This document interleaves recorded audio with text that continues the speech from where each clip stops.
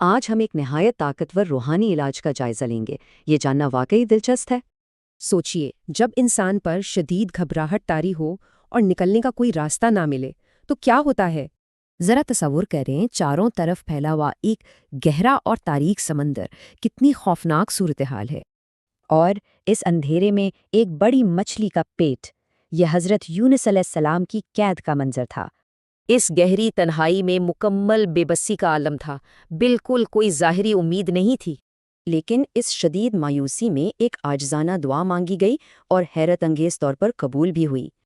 وہ خوبصورت جان بچانے والے الفاظ یہ تھے، لا الہ الا انت سبحانک انی کنت من الظالمین، یعنی تیرے سوا کوئی معبود نہیں، تو پاک ہے، بے شک میں ہی ظالموں میں تھا۔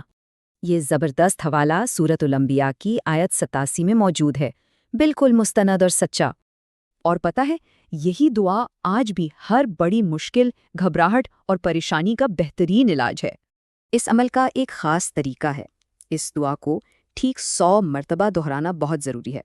اول و آخر 3، 7 یا 11 بار درود شریف اور درمیان میں 100 بار یہ دعا پڑھی جاتی ہے۔ اس عمل کے بعد سب سے اہم قدم یہ ہے کہ بالکل سچے دل سے دعا مانگی جائے۔ اگر یہ دعا سمندر کا اندھیرا چیر سکتی ہے تو آج ہماری کون سی مشکل دور نہیں کر سکتی؟